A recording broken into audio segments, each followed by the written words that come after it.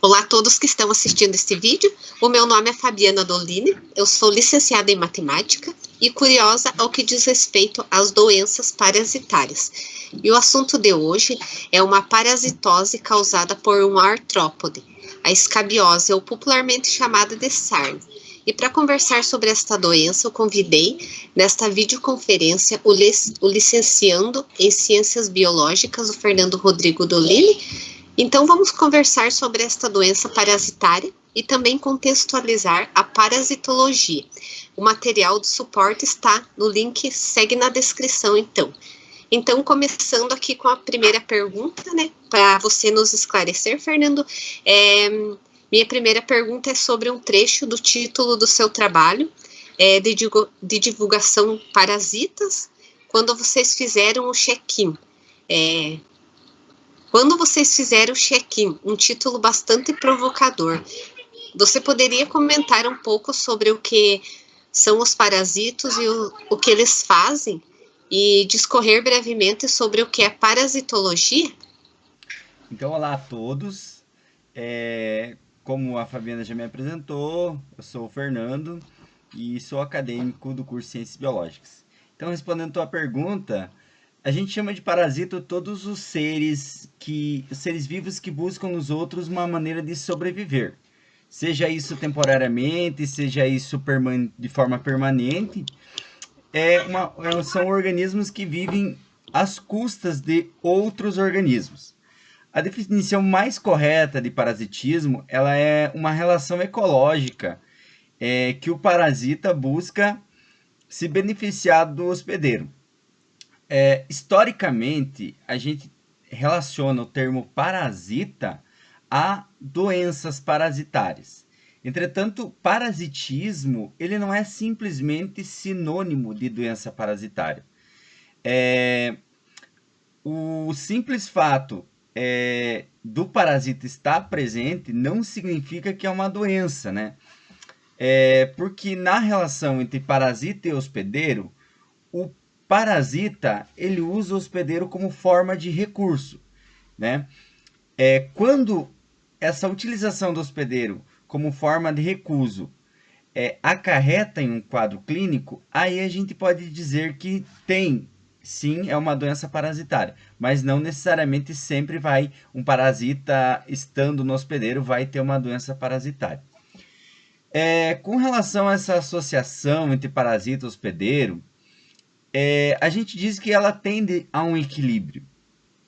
O parasitismo ele não tem como fim a morte do hospedeiro, porque esse cenário de morte do hospedeiro ele vai gerar prejuízos ao parasita, porque ele é lá que ele encontra os seus recursos. Então, a morte do hospedeiro, ou a doença parasitária, é quando você tem esse equilíbrio entre a relação parasita-hospedeiro deslocado. Quer ver um exemplo bem claro? Por exemplo, na doença de Chagas. Na doença de Chagas, a gente consegue observar essa corrida evolutiva entre parasita e hospedeiro e uma relação equilibrada em algum caso. Veja só.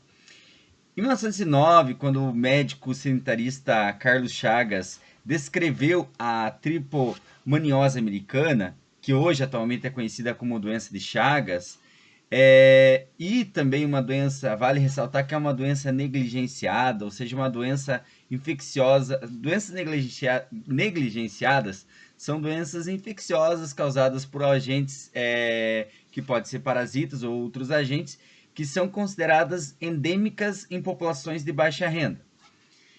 Um dado interessante é um dado que a Organização Mundial da Saúde, a OMS, que agora a gente ouve muito falar por causa do cenário do Covid, divulga que a doença de Chagas, ela acarreta uma média, ela cometeu 8 milhões de pessoas, e ela mata aproximadamente 12.500 pessoas por ano. É um valor muito exorbitante. Então, voltando ao que a gente estava comentando sobre relação parasita, hospedeiro e equilíbrio, o parasita causador da doença de Chagas é o protozoário Trypanosoma cruzi, que é um parasita que ele vai ter como recurso nutricional ou acometer sangue e os tecidos de pessoas ou animais, ou seja, seus hospedeiros. Eu quero lembrar que num simpósio como como nossa visão de mundo mudou, Darwin e a origem das espécies, em 2009, Sérgio Pena, que é membro da Academia Brasileira de Ciências, ele afirma como o parasito, né, o Trypanosoma cruzi, ele ocorre na nossa população humana há aproximadamente 15 mil anos. Contudo, esse parasita ele já existia. E aí vai entrar na questão que eu estava falando sobre esse equilíbrio. O parasita existe há aproximadamente 600 milhões de anos. Com o homem, apenas 15 mil anos. Segundo, então, o pesquisador, o parasita, o homem encontrou o homem quando o homem chegou nas Américas. Logo, então, esse encontro do parasita com o homem, na verdade, foi um mero acaso deles se encontrarem. Mas ele já acometia em outros animais. O Pena também destaca que esse contato, os povos europeus, africanos, que chegaram aqui no período das grandes navegações, são um exemplo claro disso, porque eles demonstraram que eles têm menor afinidade, ou menor tempo de exposição com esse parasita comparado com outros povos, né? Isso demonstra o quanto esse parasita influenciou pouco na história da evolução humana. Já o tatu, né, o animal tatu, ele é considerado o hospedeiro primitivo do Trypanosoma cruzi. E ele sim tem uma relação equilibrada entre parasita e hospedeiro, pois ele não morre e ele não é acometido pela doença. Já enquanto animais domésticos, como cães, gatos e até mesmo nós, seres humanos, quando acometidos morremos ou somos seriamente acometidos por essa doença, né? Que é a doença de Chagas. Então, essa interação de milhares de anos entre parasita e hospedeiro resultou do processo de coevolução que gerou um equilíbrio para ambos, e então demonstrando que parasitismo não é necessariamente uma doença. E eu gosto de dizer que parasitismo nada mais é do que um ramo da ecologia. Não é diminuir, mas dizer que parasitismo está relacionado com a ecologia e é um fenômeno da natureza em que o hospedeiro representa o ambiente da espécie que está habitando, no caso, o parasita. E para finalizar o que você perguntou, para falar sobre parasitologia, ao meu ver, a parasitologia ela é, sobretudo, uma ciência pluridisciplinar, porque ela está articulada com outras disciplinas como a zoologia, a microbiologia, a ecologia, porque os seres parasitas, eles vão desde escala micro, como protozoários, como vírus, bactérias que também podem estar parasitando, até uma escala macro, como vermes, como artrópodes. E essa diversidade, então, de parasitas vive em hospedeiros, além de ser humanos, outros animais. Então, a perca, então, só para finalizar, essa perca desse processo, dessa relação parasita-hospedeiro, a perca desse equilíbrio vai resultar um quadro clínico. Caso contrário, é uma relação ecológica, não deixa de ser uma relação ecológica quando está um quadro clínico, mas caso contrário, é uma relação que acontece o tempo todo na natureza. Interessante, Fer. Então, uma outra pergunta para a gente aqui, uma parte importante para a gente entender uma doença parasitária é conhecer o ciclo de vida do parasita. Fernando, então você poderia falar para a gente o que é um ciclo de vida, especificamente alguns conceitos importantes do ciclo de vida dos parasitas?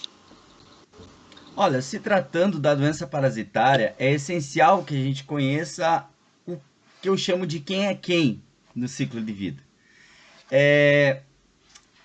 Há pouco a gente falou muito sobre o parasita, a gente explorou bastante o que era o parasita.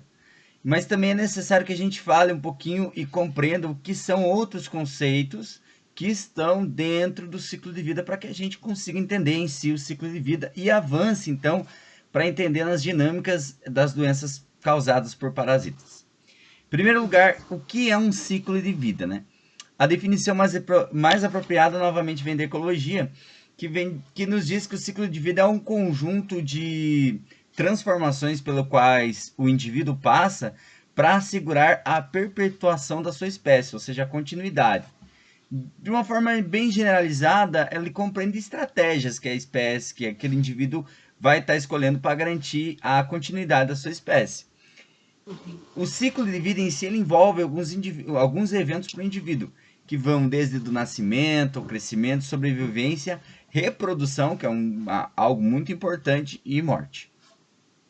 Quando a gente olha a parasitologia, a gente vai buscar compreender o ciclo de vida dos parasitas. Ou seja, a gente vai se questionar quem são seus hospedeiros, em que momento ocorre a reprodução, se essa reprodução está sendo sexuada ou assexuada, que momento do ciclo de vida que ocorre a transmissão do parasita para o hospedeiro, entre outras questões que envolvem diretamente o ciclo de vida do parasita. O hospedeiro é um outro conceito importante que a gente tem que entender. Anterior, eu mesmo falei que o hospedeiro é aquele que abriga, né? Por definição, o hospedeiro é aquele que abriga o parasita. O hospedeiro ele representa uma fonte de recurso para o parasita. Seja um recurso nutricional, que o parasita vai estar se alimentando, ou seja, adquirindo alimento para energia, ou mesmo até um recurso de transporte. Afinal, a palavra recurso é algo muito amplo. A gente pode encontrar na natureza 3 tipos de hospedeiros. O hospedeiro definitivo, o hospedeiro intermediário e um hospedeiro também chamado como de transporte ou paratênico. Hospedeiro definitivo, a palavra já diz, definitivo é aquilo que é permanente, ou seja, aquilo que está, né? Então, está sendo e vai ficar fixo. Ele traz essa ideia de algo definitivo, algo fixo. E é nesse hospedeiro que a gente vai encontrar o parasita se reproduzindo de forma sexuada, ou seja, com troca de gametas.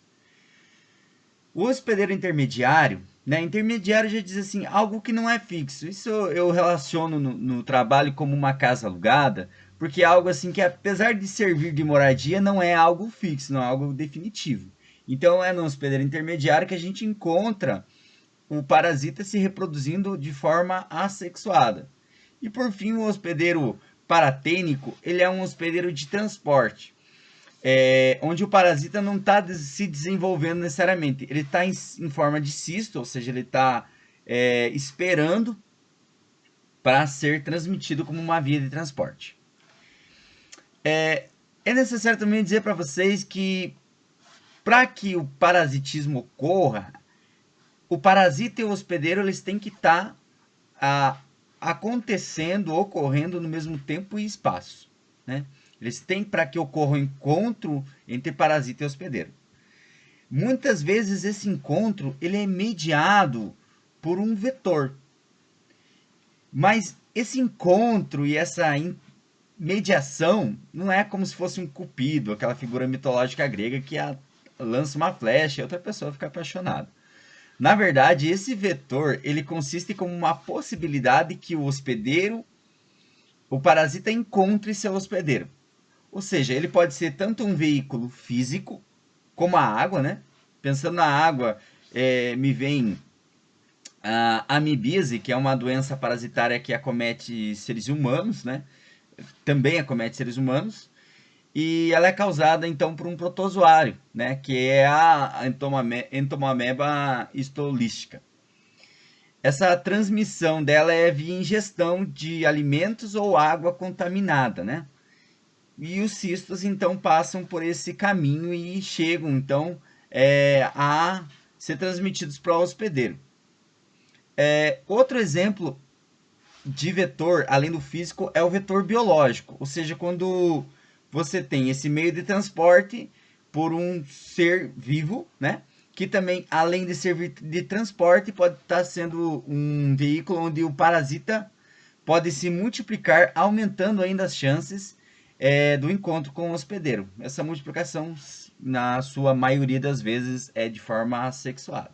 Eu vou dar um exemplo de um vetor biológico, que é a esquistossomose. A esquistossomose também é uma doença negligenciada. Ela, então, é transmitida por um vetor biológico. No Brasil, ela é conhecida popularmente como barriga d'água ou mal do caramujo. E o agente causador dela é um plateuminto da classe dos tremátodas, que é o Schistosoma mansoni. Na história dessa doença, diversas espécies do gênero Schistosoma chegaram ao Brasil, né? Durante o tráfico negreiro e durante também a imigração dos povos orientais e asiáticos. Contudo, somente o Schistosoma mansoni, a espécie Schistosoma mansoni, se fixou. E isso foi provavelmente pelas condições ambientais que se encontravam ideais da região de sua origem e também por ter encontrado os vetores, né, os intermediadores corretos. No caso dessa doença, o vetor biológico é um caramujo do gênero Bionfalaria.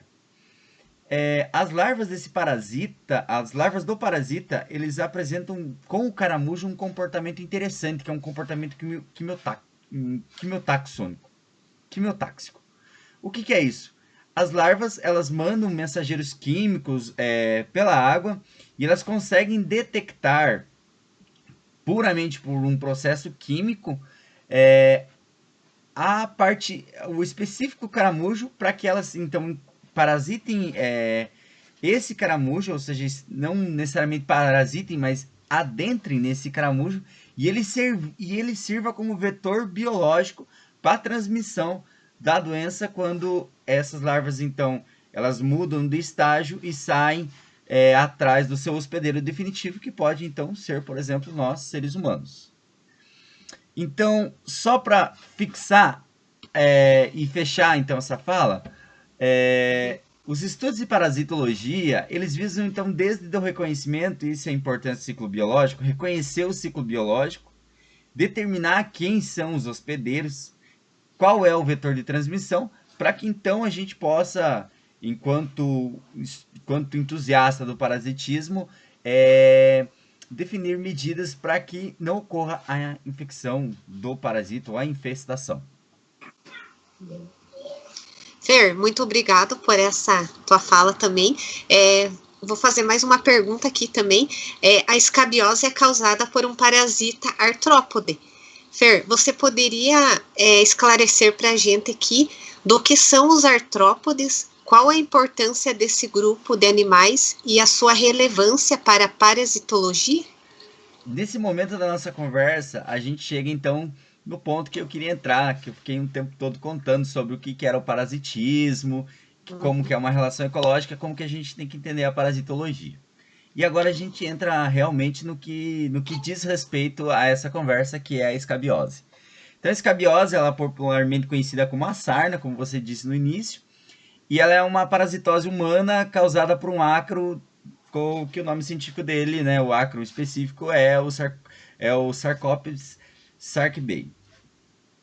Então, o Sarcoptes sarkbei, em seres humanos, ele tem uma variedade específica, que é o Sarcoptes sarkbei variedade humanis.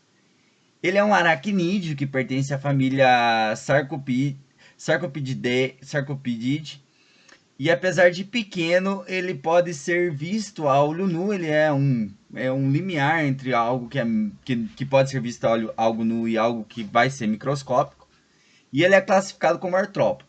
E agora, iniciando então no que você me fez a pergunta, Fábio. Artrópodes, né? Quando você escuta essa palavra artrópodes, é muito estranho, né? Com certeza, vocês que estão assistindo o vídeo já viram um artrópode, mas esse nome não é familiar. Artrópoda é um filo que reúne animais invertebrados e eles possuem exoesqueleto rígido, ou seja, eles têm um exoesqueleto externo e duro. E eles apresentam um número variável de apêndices articulados, por isso artrópodas. Nessa definição ainda não fica claro, mas eu quero trazer então quem são eles. Por exemplo, besouros, por exemplo, borboletas, formigas, camarões, centopeias são exemplos de artrópodes. Eles têm um exoesqueleto e eles têm apêndices articulados. Artrópoda, para falar um pouquinho mais de artrópoda, ele é um filo com a maior diversidade e abundância de indivíduos no mundo, né? no reino animal. Hoje a gente conhece aproximadamente 1.500.000 espécies de artrópodes. E sem dúvida isso é uma pequena fração do número total de espécies que são viventes. Essa gigantesca capacidade que os artrópodes têm de adaptação, de sobreviver, fez com que eles sobrevivessem e serem encontrados em quase todos os lugares do mundo. Desde regiões que a gente nem imagina que, por exemplo, tenha vida, como fundos oceânicos, como também lugares, topos de montanha, ou seja, é uma vasta gama de ambientes. E eles também desempenham um grande papel no ecossistema, porque eles ocorrem em grande diversidade, eles estão em vários micro-hábitats e eles têm uma grande diversificação de funções. Eles têm são muitas espécies, são muitos nichos, e eles também são muito usados como bioindicadores em pesquisas, porque como eles estão em vários lugares, percebê-los é uma forma, e uma diversidade de habitats, é uma forma de perceber se houve, então,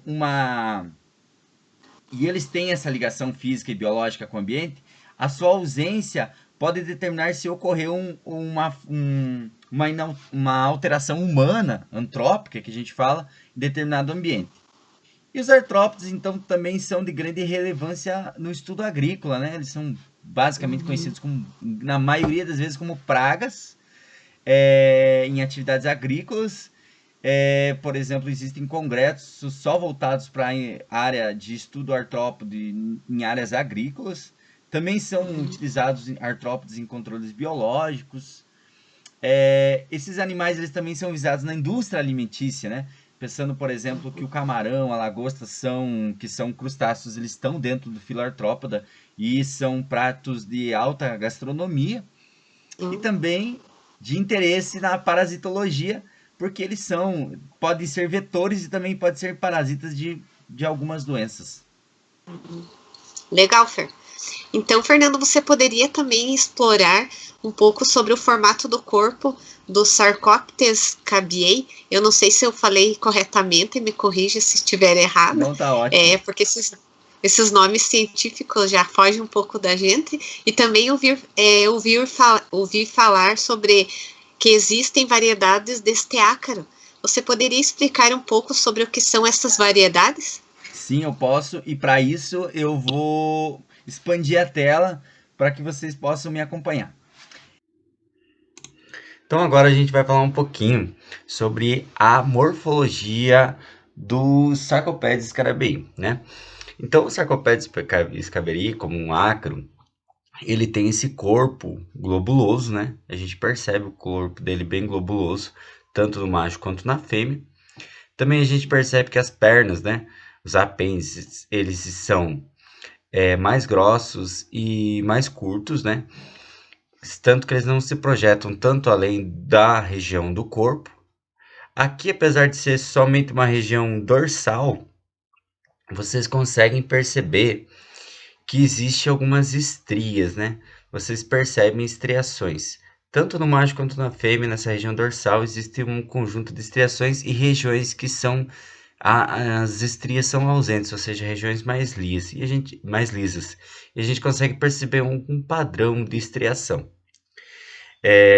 Também existe um dimorfismo sexual entre o macho e a fêmea.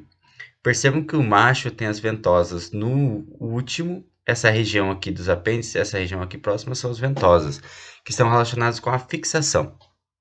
O macho ele vai ter as ventosas no segundo e no último par de pernas, né? Enquanto que a fêmea vai ter as ventosas nos primeiros pares de perna. Qual é a razão disso acontecer?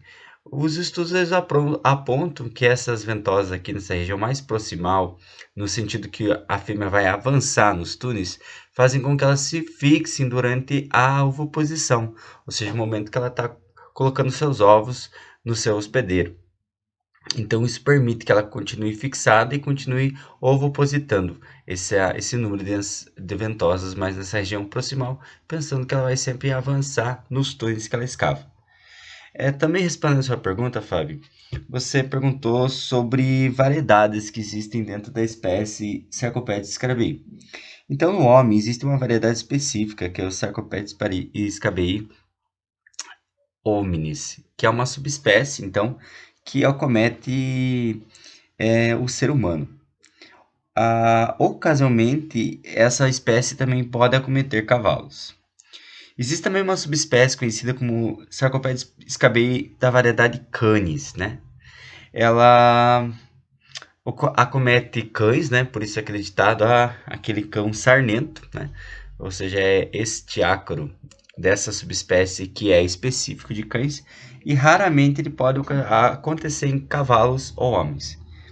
Existe também uma subespécie específica para suínos, né? Para porcos, que é o Sarcoptes scarabei suis, essa variedade que também pode raramente mais acometer em seres humanos.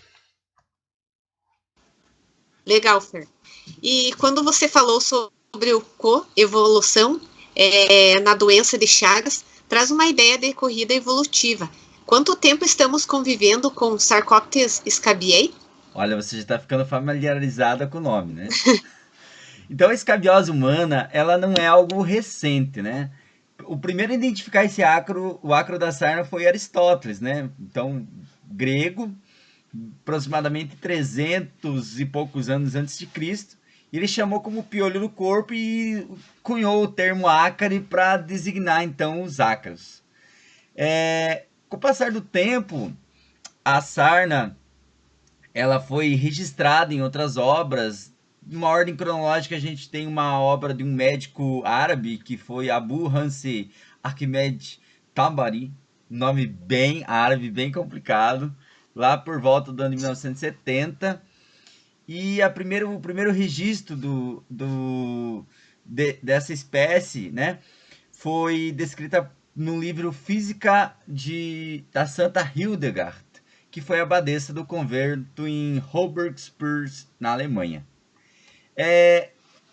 O trabalho mais elegante que a gente tem em escabiose foi de um conjunto com o médico italiano Giovanni Concis Bonomo, que foi no período do Renascimento, com a colaboração de Giacinto Sestoni.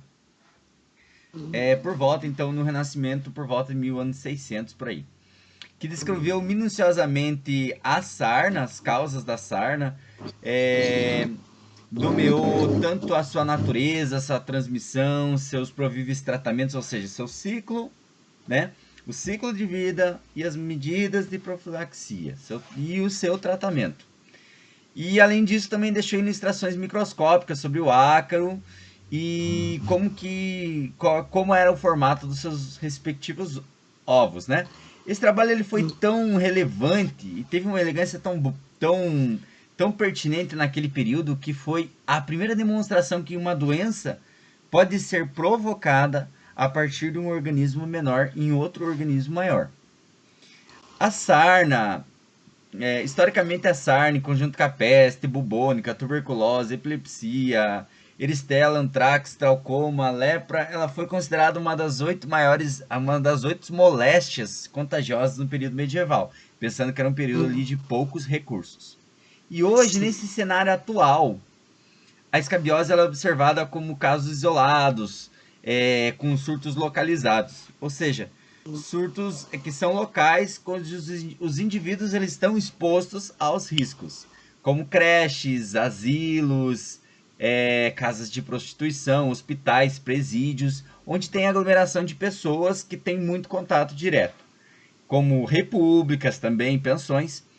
E eu quero trazer também uma reportagem, né, no Jornal de São Paulo, para contextualizar, em 2013, o Jornal de São Paulo, A Cidade, ele registrou um surto de sarna numa creche no Jardim de Bom Sucesso. Também vai estar a descrição dessa reportagem no link. De mais ou menos 18 crianças que estavam sob suspeita, que gerou então um processo administrativo para a instituição, visto a falta de conduta que podia estar prevenindo então a transmissão desse parasita. Legal, Fer. E outra pergunta também simples, mas bem pertinente, é que recurso o Sarcoptes cabiei está visando ao parasitar o seu hospedeiro? Realmente é uma pergunta simples, mas muito pertinente, porque é uma pergunta que remete lá no início da nossa conversa, quando a gente estava falando sobre a importância do recurso, então que recurso que o parasita está buscando. No caso do Sarcoptes sabiei, ele é um parasita externo, ou seja, ele é um ectoparasita, ele parasita regiões externas, mais externas do corpo, não tão não internas. Ele então vai se alimentar dos seus hospedeiros de fragmentos da epiderme e também da linfa dos indivíduos parasitados. Na literatura já existe uma comprovação que os artrópodes que se alimentam tanto da linfa, eles têm mecanismos do corpo, da adaptação deles, que evoluíram nessa corrida evolutiva, que visaram promover a infestação no hospedeiro. E isso eu quero dizer que então, algo que a gente consegue perceber que a adaptação do parasita é uma marca do parasitismo. Então, esses mecanismos, eles estão voltados para que tipo de parasita que é e aonde que ele vai parasitar. Legal, Fer. E você poderia explicar para nós um pouco sobre o ciclo de vida deste parasita? Então, o ciclo de vida é um momento especial da nossa conversa. Por isso, novamente, quero compartilhar a tela e quero explicar passo a passo como é o ciclo de vida desse parasita. Então, agora a gente vai conhecer um pouquinho, né, sobre o ciclo de vida do Sarcoptes sarabii, né? Do Sarcoptes sarabii.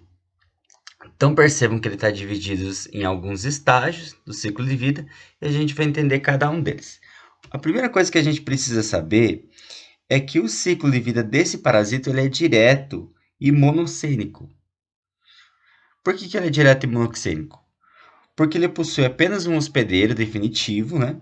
Sem a participação de outros hospedeiros intermediários. Ou seja, se é o homem o hospedeiro definitivo dele, ele vai estar vivendo somente num hospedeiro, né? Pode ocorrer, assim, no sentido daquela espécie específica de seres humanos e acometer os animais, mas ele sempre vai ter um hospedeiro definitivo e não vai ter a presença de um vetor, ou seja, ou de um hospedeiro então intermediário, para que ele chegue no hospedeiro definitivo. E esse ciclo ele é dividido na fase de ovo, né? Quando o indivíduo está na fase de ovo, na fase de larva, na fase de ninfa e depois para a fase adulta, que pode ser tanto macho ou fêmea, dependendo do que a gente está tratando. Então, vamos pensar na fêmea, inicialmente, né? Então, a fêmea, quando ela está fecundada, né? Vamos começar pensando por aqui. A fêmea, quando ela está fecundada, ela está em contato, então, com a epiderme, né? Então, pensando que essa aqui é um ser humano, essa aqui é a pele. E esses são os túneis que eu comentei. Então, ela escava os túneis, que também são chamados de galeria, que eles podem chegar até mesmo atingir média de 3 centímetros. E ela deposita em média 2 a 3 ovos por dia. Esses ovos, eles têm um formato bem oval, né? Como vocês conseguem perceber. E depois de 3 a 4 dias, num período que a gente chama de, aqui que a gente já tem dois, num período de incubação, né? Surgem então larvas, né? Aqui não tem representação da larva, mas surgem larvas que a gente chama de larvas hexápodas, ou seja, larvas que têm 3 pares de pernas, ou seja, 6 pernas. E elas vão migrar, então, da epiderme para alguns orifícios e posteriormente para a camada córnea da pele. Então, elas vão estar migrando, aqui está querendo dizer que elas vão estar migrando para as superfícies e principalmente para a camada córnea da pele. As larvas, então, vão passar para um próximo estágio que se chama ninfa, né? E elas podem, então, estar encontradas numa estrutura específica que a gente chama de bolsas de muda, né? Nessa etapa, as ninfas elas estão bem na superfície da pele e após essa inclusão dessas bolsas, as ninfas passam para o estado reprodutivo ativo, que a gente chama, ou seja, quando elas atingem a sua maturidade sexual, se desenvolvem então ou em machos ou em fêmeas, né? Então, nessa fase ativa, reprodutiva ou fase adulta, essa fêmea e macho, eles vão se encontrar, ou seja, precisa ter um encontro entre eles para que ocorra a reprodução sexuada. Então, a fêmea, quando ocorre essa reprodução, apenas que a fêmea esteja fértil, né? Quando a fêmea está fértil, então passa a depositar os ovos, podendo ser nesse mesmo hospedeiro que ela vai depositar, ela vai avançar nos túneis e continuar depositando ovos, ou ela pode estar transmitindo para outro hospedeiro. Então, a transmissão de fêmeas férteis que fazem com que ocorra então a contaminação ou que o outro hospedeiro seja parasitado. Então, essa fêmea fértil vai se aderir à pele com esses pares de pernas anteriores, né, com essas ventosas que eu comentei quando eu estava falando sobre dimorfismo sexual, que vai permitir tanto a locomoção quanto ela está presa àquela região, e vai iniciar então essa postura. Do início até o fim do ciclo de vida desse parasita, ele vai variar de 1 a 2 meses, que ele vai estar então se alimentando dos recursos nutricionais, construindo túneis e acasalando. Fernando, como adquirimos a escabiose? Como é o tratamento e quais os cuidados que devemos tomar? Eu inicialmente já estava dando alguns spoilers, mas a forma principal de transmissão da escabiose é um contato direto, ou seja, o contato entre o hospedeiro parasitado e o hospedeiro que potencialmente pode ser um hospedeiro, mas não está parasitado. E ele é via, então, a transferência de fêmeas recém-férteis. Entretanto, não é essa a única regra. Também pode, a escabiose também pode, o ácaro também pode ser transmitido por uma via chamada via de Fomite. O que é essa via de Fomite? É uma forma de transferência do vetor através de objetos inanimados, ou seja, roupas, principalmente vestuário, roupa de cama, roupa íntima, são vias que podem estar transmitindo o parasita. Também se considera que o contato sexual é uma via de transmissão em adultos, né? Visto a questão da maturidade sexual. Então, indivíduos que têm contato sexual, que são maduros sexualmente e fazem relações sexuais, a escabiose também pode ser uma via de transmissão por contato sexual. A escabiose, ela pode acometer qualquer pessoa, não sendo um fator, assim, diretamente dizendo assim, tipo étnico, ou classe social, ou idade.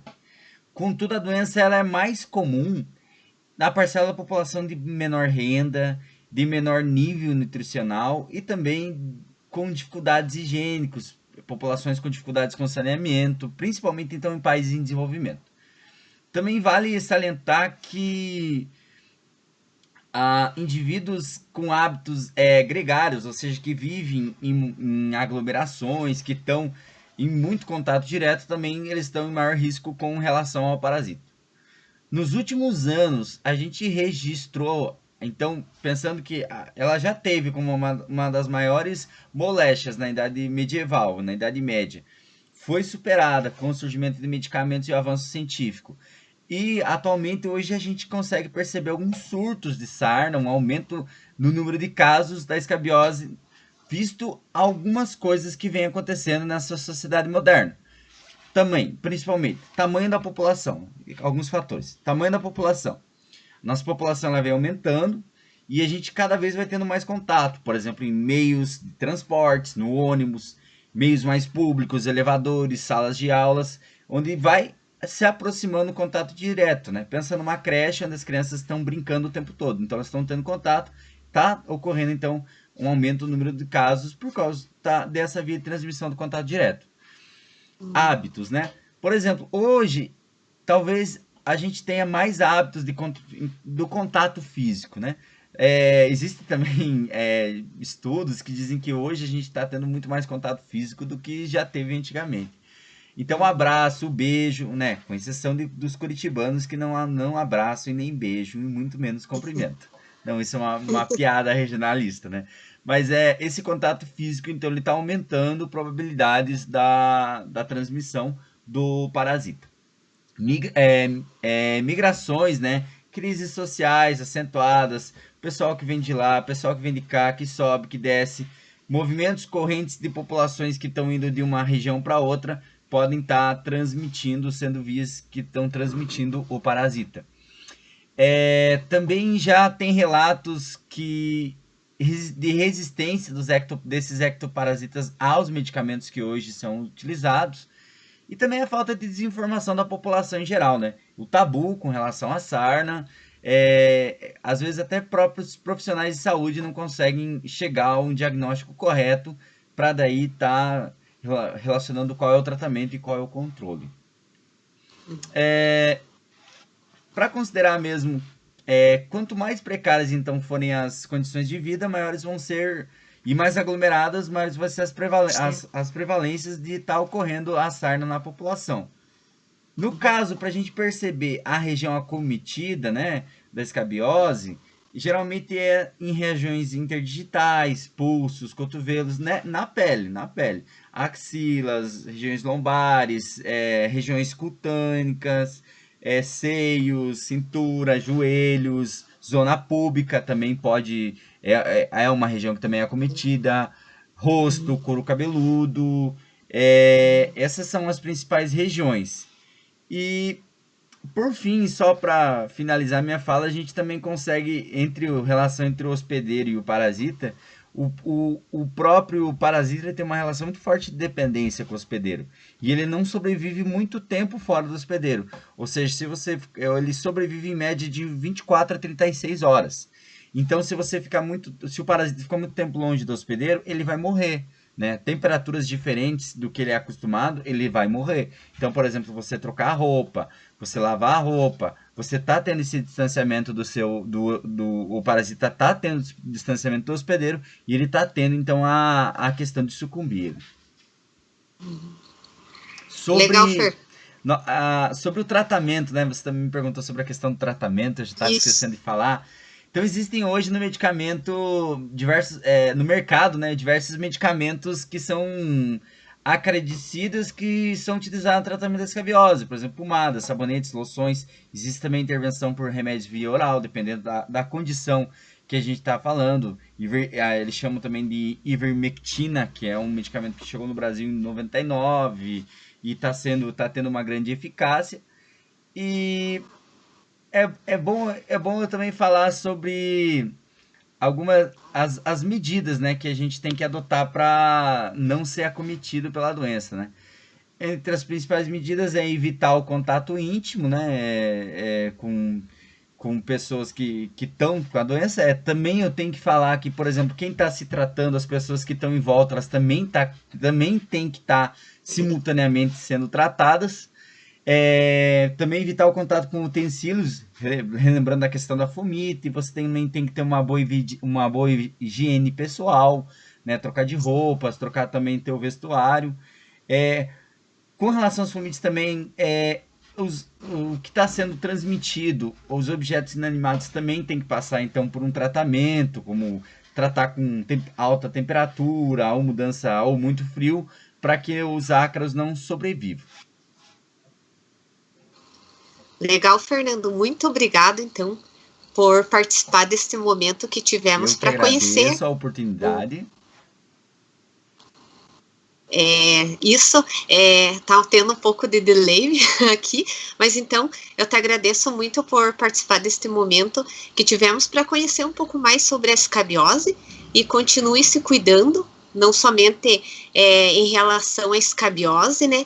Mas também com a pandemia que estamos enfrentando, a Covid. E agradeço mesmo de coração. Até mais, então. Até mais a todos.